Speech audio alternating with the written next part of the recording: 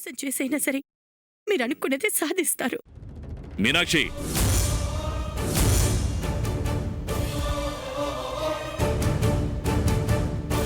అర్థం లేకుండా మాట్లాడకు.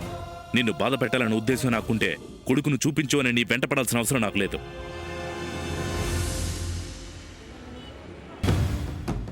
నిన్ను మోసం చేయాలన్న ఆలోచన నాకుంటే నిన్ను వేడుకోవాల్సిన అవసరం నాకు లేదు. నిన్ను ఫాలో అయ్యి ఇంటికొచ్చి మరీ చూసేవాణ్ణి. తండ్రిగా నాకున్న హక్కుతో న్యాయపరంగా చూసేవాణ్ణి. నా వల్ల నీకు ఏ చిన్న కష్టం కూడా కలగకూడదని నిన్ను ఒప్పించడానికి ప్రయత్నం చేశాను. నిజంగా మీకు అలాంటి ఉద్దేశం ఆలోచన లేకపోతే వీని మీ ఇంట్లో ఎందుకు పెట్టుకున్నారు?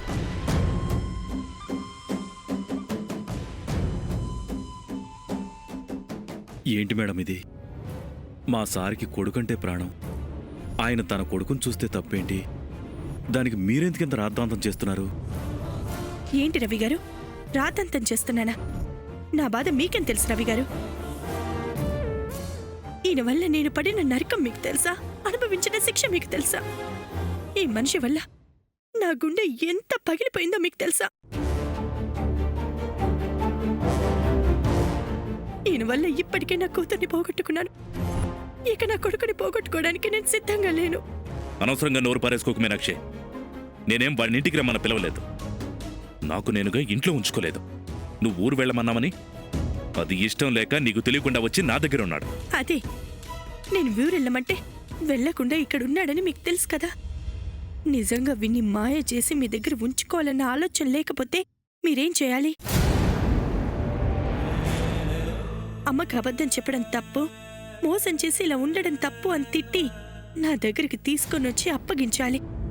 కానీ అలా చేయలేదు అంటే వీణ్ణి మీ సొంతం చేసుకుందామనే కదా మీ ఉద్దేశం? అది కాదు మీనాక్షి. నాకింకేం చెప్పే ప్రయత్నం చెయ్యొద్దు. ఇంకోసారి కొడుకు అనే వంకతో మాట్లాడాలని ప్రయత్నం చేసినా, ప్రేమ చూపించాలని ప్రయత్నం చేసినా, వాడిని కలవాలనుకున్నా బాగుండదు.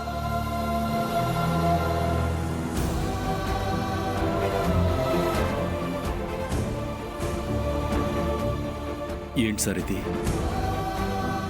ఇన్ని సంవత్సరాల మీ ఎదురుచూపు తర్వాత మీ కొడుకెవరో మీకు తెలిసింది.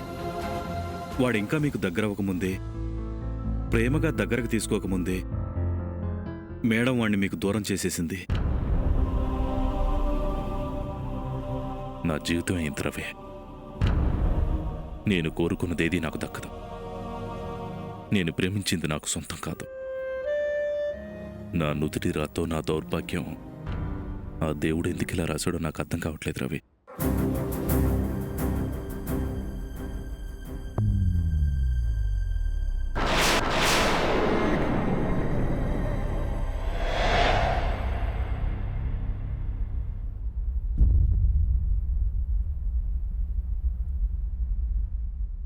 అతనికంటే బుద్ధి లేదు, చెప్పినా వినడు.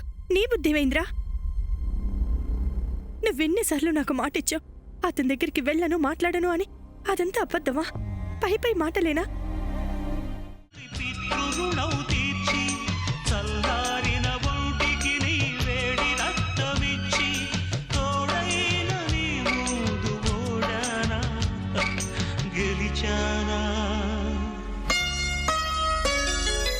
ఒకే తండ్రి నుంచి 2 జన్మలందుకున్నా, తీరని ఆ రుణం ముందు తలను వంచుతున్నా.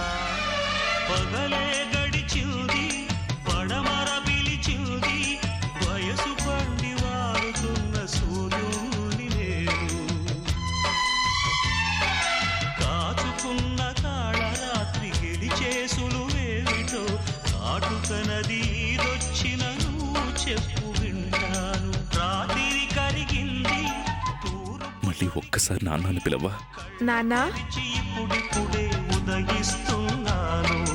అచ్చమైన స్వచ్ఛమైన తెలుపంటే ఏమిటో, మత్సలేని నీ మనసును అడిగి తెలుసుకుంటాను. ఇన్నాళ్ళ మన దూరం ఇద్దరికి గురువురా, ఒకరి కథలు ఇంకొకరికి సరికొత్త చదువురా. పాఠాలు ఏవైనా నీకి ఒక్కటే నాన్న, చీకట్లు చీల్చడమే ఆయుధమేదైనా.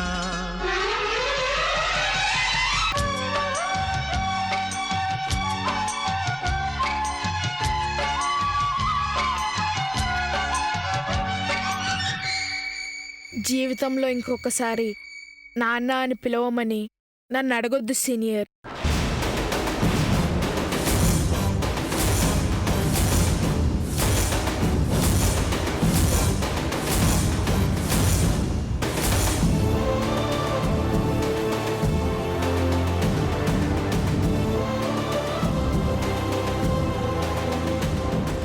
జై, అవును సీనియర్, నేను కూడా ఎప్పటికీ మిమ్మల్ని నాన్న అని పిలవను.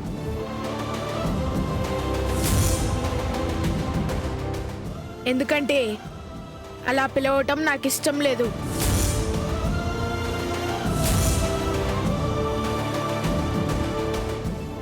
మా అమ్మకు అంతకన్నా ఇష్టం లేదు.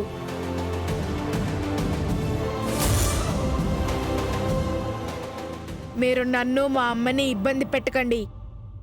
మీకు నేనంటే ప్రేమ ఉంటే దానిని మీ మనసులోంచి తీసేయండి.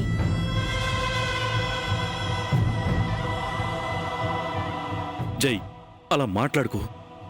మా సారికి నువ్వంటే ఎంత ఇష్టమో తెలుసు కదా, నువ్వంటే ఎంత ప్రాణమో తెలుసు కదా. నువ్విలా మాట్లాడితే ఆయన ఎంత బాధపడతారో అర్థమవుతుందా?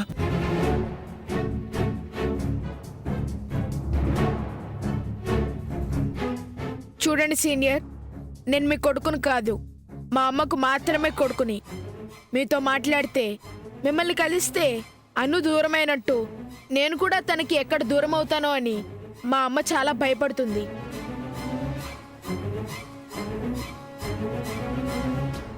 మా అమ్మంటే నాకు ప్రాణం. ఆమెని బాధ పెట్టడం నాకు ఇష్టం లేదు. అందుకే చెప్తున్నాను, మనిద్దరి మధ్యలో ఏ సంబంధం లేదు.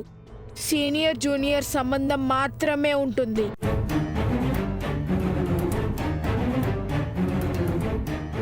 మీరు నా మీద ఆశలు పెట్టుకోకండి. తండ్రిలా కలిసి మాట్లాడే ప్రయత్నం చేయకండి. ఎందుకంటే నేను మీతో మాట్లాడను. దయచేసి బాధపడకండి. ఏంటి జై ఇది? రవి, నువ్వు ఆగు.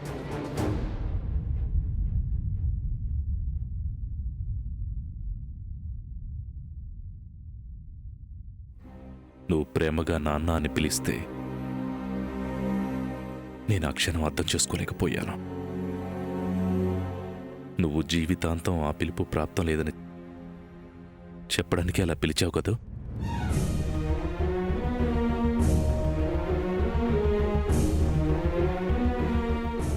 నువ్వు మొదటిసారి నాన్న అని పిలిస్తే ఆ పిలుపులో అనుభూతిని ఇప్పుడే అనుభవించాను. నిన్ను దగ్గరికి తీసుకున్న స్పర్శలో ఇక నా కొడుకు నా ఇంటికొచ్చాడు, నాతో ఆడుకుంటాడు, నాకు ప్రేమని పంచుతాడు అని సంతోషించాను. అను దూరమయ్యాక మొదటిసారి నీతో పంచుకున్న అనుభూతిని ఒక్క నిమిషమైనా లేకుండా వెంటనే దూరం చేసేసావు కదరా.